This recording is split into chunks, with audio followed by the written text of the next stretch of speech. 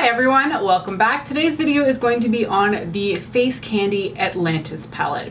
Now, Face Candy is not a brand that I am overly familiar with, other than to say that I know that they do a lot of knockoff palettes. This is my first time trying a Face Candy palette, and they have a really weird method for ordering them. So you buy them on shophush.com, or at least you can see the whole catalog on that website. However, you can't really buy through the website. You have to download an app on your phone in order to order the products. It's really bizarre. I've never seen anything like it before, and I don't really know why they do it that way. I did get this palette from my friend Samantha, who figured I would just get a lot of use out of it because the colors are right up my alley. So I did not order it personally, but in looking into it, that's how you would order it. Download the app and then order it through your phone. Now, they used to deliver to Canada. Apparently that's not a thing anymore. This palette does retail for $14 US on their app, but Canadians can't get it. It seems to be only for Americans, really. Shop Hush also offers free shipping in the US if you order over $25 worth of product. So what is this Atlantis palette and why am I so interested in it? Well, it's basically the knockoff replica of what was supposed to be the Tarte Icy Betch palette. Now, that was an April Fool's Day joke by Tarte, and I didn't find it to be a particularly funny one because I actually wanted to see those colors put into a palette. Well, Tarte thought it was funny, but all the indie brands started to go off and create their own palettes based around the fake palette that really never existed. So Face Candy came up with one in compact packaging. It's just a cardboard case with a mirror on the inside. So these colors are pretty much an exact replica of how the shadows appeared online. Now obviously there was never an actual real palette, so you have to kind of guess based on texture and appearance of what the shadows looked like in Tarte's photo, but I feel like Face Candy did a heck of a job nailing exactly what they look like. So to talk a little bit about the exterior of the packaging, it is a cardboard palette, which honestly I really like. I know some people prefer plastic packaging, but for me, cardboard has always been the way to go. I don't really have an answer as to why I feel that way. I just feel like they're less likely to break, I guess. It feels slimmer. It doesn't feel as heavy or weighty as a plastic palette can feel. And I really like the fact that it's a magnetic closure. I don't really like the clasp mechanism, which is usually inherent in like plastic palettes. So this palette does come with 12 shadows. There is an ingredient deck on the back, which is really handy. And there is 1 gram per shadow in here. I like that it's posted on the back of this. Not every palette does that, and it kind of drives me nuts. I want to know how much I'm getting for my money. And 1 gram is fine. 1.5 gram I would say is the norm, but 1 gram is okay. Now, Face Candy is an American brand. It says so on the back here, but the palette was made in China, just in case you were wondering. This palette also has a cruelty-free stamp on the back. Now, the inside of the palette obviously has the shadows, but it's also got a mirror, which I think is really impressive for a $14 palette. And it's not one of those like funhouse mirrors either. It's actually pretty decent quality, and I would compare it to a lot of my higher end palettes. So the mirror is actually good in here, which is fantastic for if you're somebody who just uses the palette as you're holding it up in front of you to do your makeup. All right, now that you've seen the exterior of the packaging, I'm gonna slide in some swatches here. I will also include a link to my blog post down below that has some static swatches in case you'd prefer to see them not in a video format.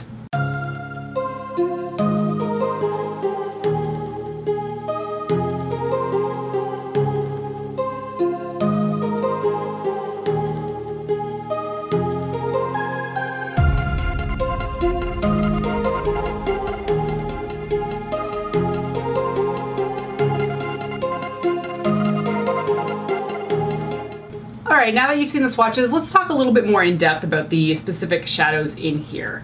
Now, this is only a $14 palette, so I don't feel like I can be too harsh on the shadows.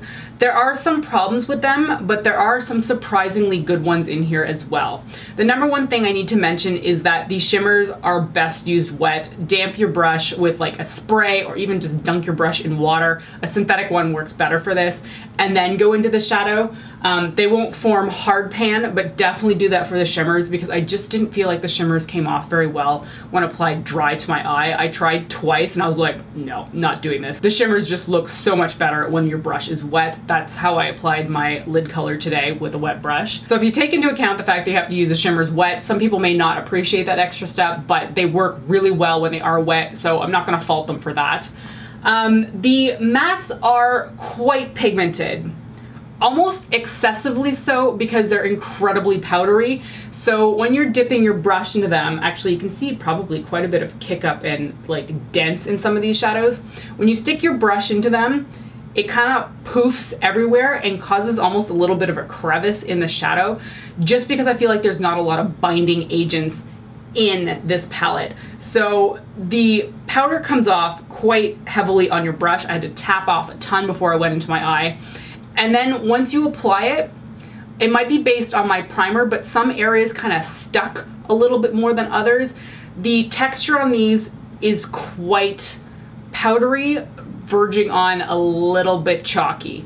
I don't want to say too chalky because they apply much better than some shadows that I have tried in the past. Thinking specifically about the Morphe 35B palette that I bought like 5 years ago. I hate that thing to pieces. That was way worse than this palette is, for reference. But I feel like the powders in here are very specific on how they want to be used. They like to be placed, they like to be buffed a little bit, but do not keep going back and forth with them, because the product kind of seems to break down a little bit. And if you're layering two colors on top of each other, I found patting worked a lot better, because as soon as I started to rub, it would start to lift the other color off, like where the brush connected between the two shadows in order to blend it out. I feel like it was pulling the other color off, and then I had to keep going back and forth between shadows. Now that is a problem specifically to the mattes. I did not have that problem with the shimmers at all. So I feel like while the mattes are quite pigmented, there's some inherent problems with the formula. One thing that was very obvious about the shadows in this palette is that they tended to blend quite largely. So I would put the product on my eye, and if I had way too much on my brush, it would just keep like expanding, and I had a lot of really enormous eye looks just because there's so much pigment in the powder, but the powder just doesn't seem to want to stay localized. So that's why I suggest that you tap off your brush multiple times before applying this to your eye. Otherwise you're just gonna get like the look sort of expanding, and then you have to do a lot of cleanup. And honestly, that issue may just come down to the fact that this is a $14 palette, and you know, they can't provide as high quality eyeshadows for 12 shades as a brand that costs more. So digging specifically into the shades, you will note that there is really no brow bone highlight shade. White Caps here is a white shade, and I can make it work for my brow bone. I do have it up there right now, but it's pretty stark. It's not a color that I would tend to wear and think that it was a natural looking brow bone highlight, because it is white. The mid-tone shades that I would tend to use for like upper crease colors are very blue, and there's not really any like green colors in here. So the ones I'm talking about would be Ripples and Abyss. This one is gray and pale, and Abyss is quite a pale blue. And those are really the only two colors that I would even consider using through that sort of crease transition area, which means that you're kind of stuck if you're looking for a green transition, because there's a lot of green shades in here, but there's no paler green shade, which can cause a bit of a problem, because if you want to use a green through your crease, I tend to want a green to blend it out with of a paler shade, and there really isn't one in here. So I was really left with having to put almost always a blue on the outer corner, which is fine because this palette is, you know, both a green and a blue palette, but that's just something to be aware of. The shimmers surprised the heck out of me when I would use them wet. They were so, so good. Poseidon, Vanished, and Swell are freaking gorgeous. They are so, so nice when used on the lid, if your brush is wet. Tidal is the other shimmer in here, but I think it's a little bit of a weird color. It's a very pale silvery blue, and I tended to put it a lot on my inner corner of my eye. I don't have it on today. I actually forgot to put it there. But it doesn't pair very well with the green shadows. I felt like it works well with the blue, but it feels like the palette's a little bit disconnected in that sense, because I wanted like a paler green shade and a mid-tone matte green shade. I do really appreciate the darker green matte shades though. The Deep Sea one is kind of in between like a blue and a green. It's gorgeous. And then Stormy Waters is so, so pretty. So in general, I feel like there's a lot of great mid-tone shades in here. There's just not a ton of deep shades. So if you want to do a look, you kind of have to keep it more towards like the mid-tone zone. You can use Empire to deepen everything up, and I opted to do that quite a bit. Tsunami up here looks like it could be deep enough, but because it's a shimmer and it tends to reflect a lot of the lighter colors, like it's got a lot of purple glitter in there and it kind of just shows more of like a paler color, I couldn't really use that to deepen up the outer corner, so that's another thing to just be aware of. Now that I've talked about the eyeshadows in depth, let's take a closer look at the 5 eye looks that I created using this palette. The first look uses Swell on the lid. This is when I initially discovered that I had to use it wet because it just was not translating very well on the lid. So I wet my brush and put on Swell on the lid and it looked fantastic. I used Stormy Waters through the crease and then I applied a little bit of Deep Sea to the very outer corner just because I felt like it wasn't adhering perfectly and I wanted that area to look a little bit deeper, and Deep Sea is minutely darker than Stormy Waters. I have white caps on the brow bone, which is something I ended up doing for basically every look, and Title on the inner corner of the eye. Look 2 uses Ripples through the crease. That's that paler gray shade. And then I have Tsunami all over the lid through the crease. I used it dry here just to kind of show you what it would look like, and I really don't like the overall look of it when it's dry because I feel like it looks a little bit patchy. When used wet, this is much, much better.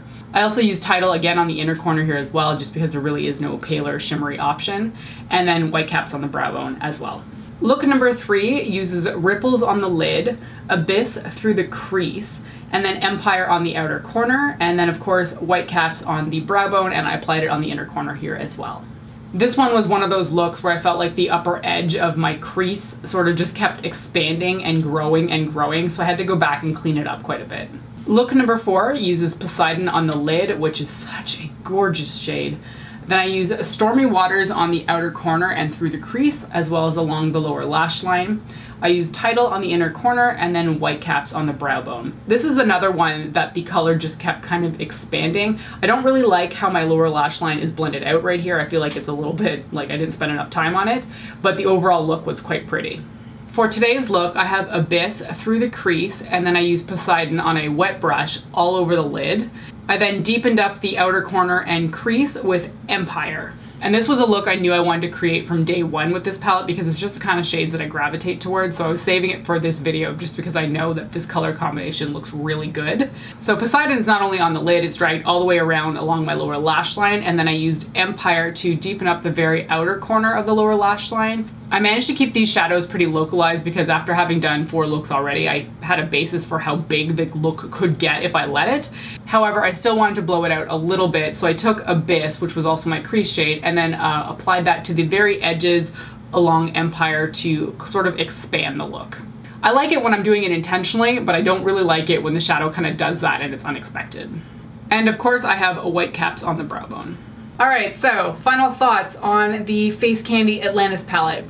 I think it's a really good palette for $14, but I don't think I'd spend more than that for this. So the outer packaging is actually super impressive. I do wish that more brands produce this kind of like simple cardboard packaging. I think it's lovely, but I think the shadow quality is a little bit lacking on the inside of this. And that's really just because it is a $14 palette. If you had to go buy these shadows in an indie brand or at Inglot, because they have plenty of singles, you'd probably be spending closer to $100 just to get each of these 12 shadows. So that's something to consider. This is a $14 palette, which makes it very convenient, but the quality is not as good as other brands. Now I could make this work, or at least I think I did pretty well with my looks, but I did find that I had a few more problems than I was expecting, particularly with blending out the shades. Sometimes they would just go a little bit patchy, sometimes they would lift, and sometimes they would just expand almost right off my eye, and that became a little bit frustrating over time. I think the shimmers in general are better, but that's not really a surprise. The mattes are nice and pigmented, but they're quite powdery, so they can be a little bit of an issue to blend out. At the end of the day though, I can't really harp on a brand for putting out a $14 palette that a higher end brand thought was a joke. I think that the Tarte palette would have been lovely if they had released it, but they didn't. So we're, left to buy palettes from brands that are just trying to fill that gap, and I think that's really nice that they've done that. So if you're interested in the shadows, I think it's worth $14. But don't expect that this is going to be like insane quality and like the be all end all of, blue-green palettes. The color selection is pretty. I like it for that, but this truly is a $14 eyeshadow palette. So those are all my thoughts and swatches and eye looks featuring the Face Candy Atlantis palette. Hopefully you found this helpful. Thank you so much for joining me today, and I'll catch you next time. Bye!